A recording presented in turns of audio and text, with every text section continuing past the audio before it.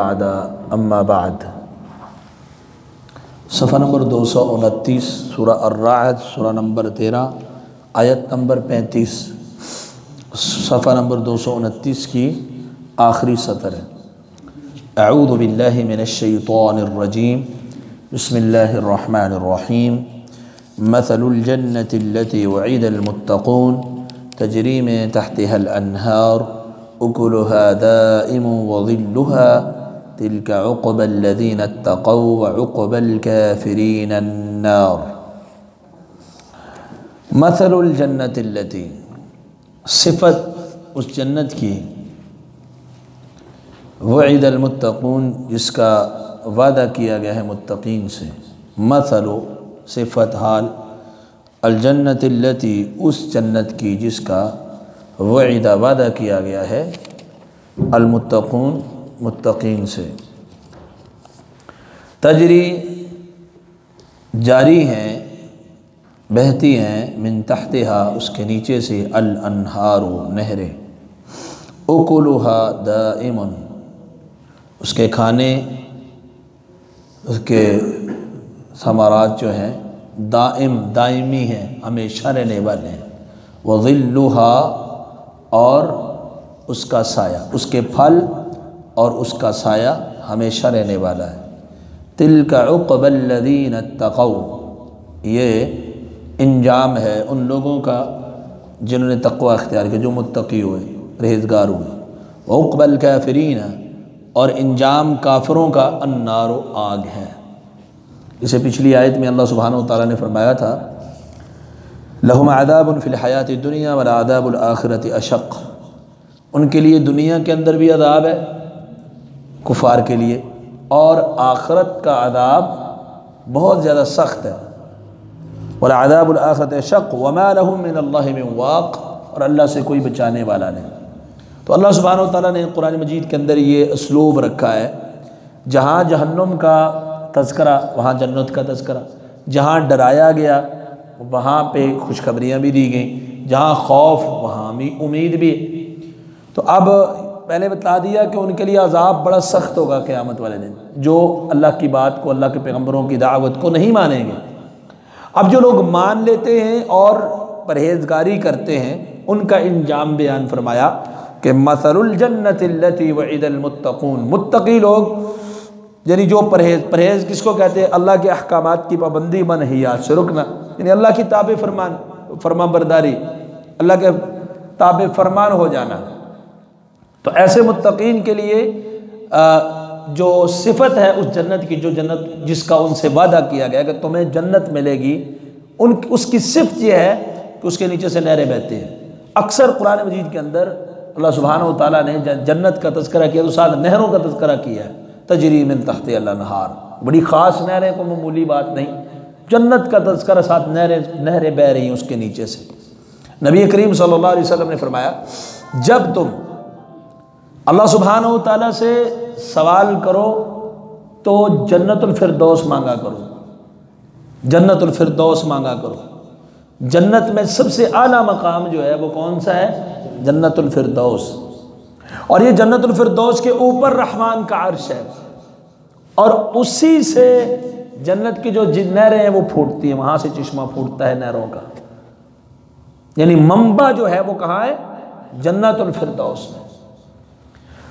تو اس کے نیچے سے نہریں بہ رہی ہیں اس جنت کی، اللہ نے وہ جنت متقین کو دینی ہے۔ ان جنت کے اس نہروں میں سے بھی بعض کا تذکرہ جو ہے سورہ محمد میں اللہ سبحانہ وتعالیٰ نے فرمایا مثل الجنت التي وعد المتقون، یہی لفظ ہے کہ متقین سے جس جنت کا وعدہ ہے وہ کیسی جنت ہے؟ وَأَنْهَارٌ مِّن مَّاءٍ غَيْرِ آسِنٍ، ایسا پانی ہے جو خراب ہونے والا نہیں، نہ اس کا رنگ چینج ہوگا، نہ اس کا ذائقہ چینج ہوگا، نہ اس سے کوئی سمیل آئے گی، صاف شفاف پانی اس نہر کا ہوگا، کسی قسم کا کوئی جراثیم، کوئی وہ ذائقے کے اندر کوئی چینجنگ۔ دنیا میں آپ پانی رکھیں، کچھ دن گزریں گے پانی کا ذائقہ خراب ہو جائے گا، تو فرمایا ایسا پانی ہوگا اس نہر کا صاف شفاف کہ وہ اس نے چینج ہونا ہی نہیں۔ وَأَنْهَارٌ مِّن لَبَنٍ لَمْ يَتَغَيَّرْ طَعْمُهُ، دودھ کی نہریں دودھ کی نہریں، ایک نہر نہیں، انہار، دودھ کی نہریں جن کا ذائقہ چینج نہیں ہوگا، لم یتغیر طعمہ۔ دنیا کے اندر آپ دودھ رکھیں، پہلے تو جانور کے تھنوں سے بھی اس کے ساتھ کچھ نہ کچھ مکس ہوتا ہے، پھر جو ہمارے آج کل ماشاءاللہ وہ دودھ دونے والے، ان کی صفائی بھی بڑی عمدہ ہوتی ہے، ان کے ہاتھوں سے، پھر ان کے برتنوں کا بھی ایسا ہی لحاظ ہوتا ہے۔ تو دودھ کا جو اصل ذائقہ ہے وہ ہمارے منہ تک پہنچتے پہنچتے بڑی ساری چیزیں اس میں آتی ہیں، اور وہ بھی دنیا کا دودھ ہے، اور پھر اس کو اگر آپ ایک دن رکھیں وہ پھٹ جاتا ہے، وہ کھٹا ہو جاتا ہے، بدبو آنے لگتی ہے، زیادہ دیر نہیں رہتا۔ لیکن وہ نہر ہوگی، دنیا کی طرح دودھ نہیں ہے، دودھ ہے، لیکن ایسا ہی اللہ فرماتے ہیں ذائقہ کبھی چینج ہوگا ہی نہیں۔ وَأَنْهَارٌ مِّن خَمْرٍ لَذَّةٍ لِلشَّارِبِينَ، ایسی نہریں ہوں گی جو شراب کی ہیں اور وہ پینے والوں کے لیے صرف لذت کا باعث ہوں گے، لذت اور سرور کا باعث ہوں گے۔ دنیا میں کوئی شراب پیے تو بدبو اتنی گندی ہوتی ہے اس کی، عقل کے اوپر پردہ پڑ جاتا ہے، سر چکرانے لگتا ہے، الٹیاں آنے لگتی ہیں، منہ سے بکواسات شروع ہو جاتے ہیں، ہوش و حواس پہ کھو بیٹھتا ہے۔ لیکن جو جنت کی شراب ہے پاکیزہ بھی ہوگی، صاف ستھری بھی ہوگی، اور صرف لذت اور سکون دے گی، اس کے اندر باقی کوئی اس طرح کی گندی چیز نہیں۔ وَأَنْهَارٌ مِّنْ عَسَلٍ مُّصَفًّى، اور شہد کی نہریں ہوں گی، مصفہ، جو بالکل صاف شفاف، صاف کیا ہوا شہد۔ اللہ فرماتے ہیں ان کے لیے مغفرت ہوگی، جنتیوں کے لیے۔ ان نہروں سے بھی بڑی چیز مغفرت ہے، مغفرت مل گئی تو سب کچھ مل گیا۔ پھر فرماتے ہیں کمن ہوا خالد فی النار، جسے یہ جنت کی یہ نہریں ملیں، کیا یہ اس شخص کی طرح ہے جس کو آگ میں ہمیشہ رکھا گیا؟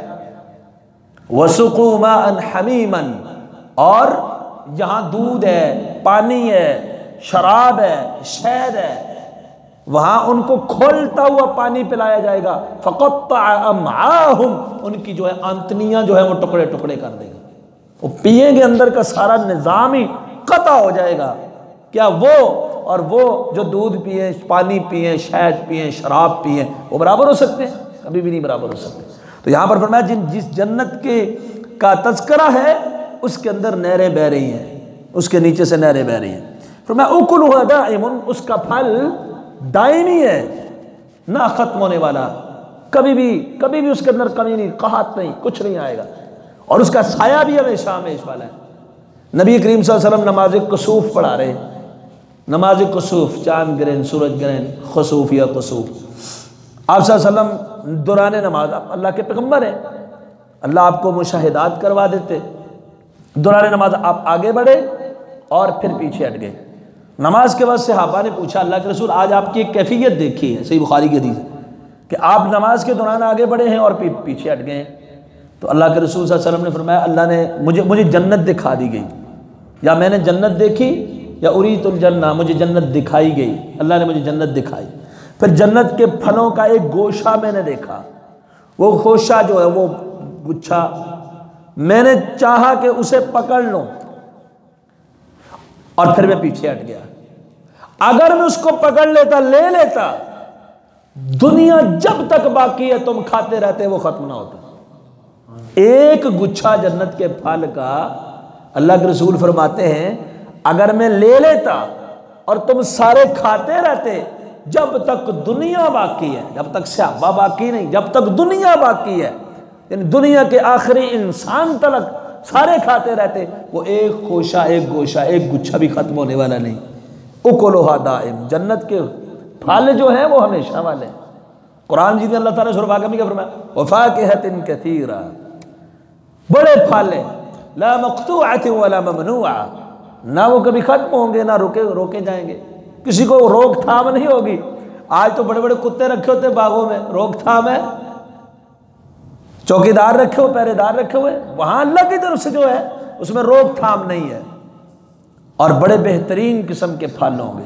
اکلھا دائم، اور کیسے ہوں گے؟ فرمایا جنتی جنت کے پھل کھائیں گے۔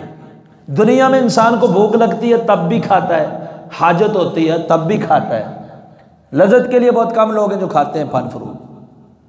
تو جنت کے اندر یہ بھوک پیاس والا مسئلہ نہیں ہے، سرور کے لیے، لذت کے لیے انسان کھائے گا۔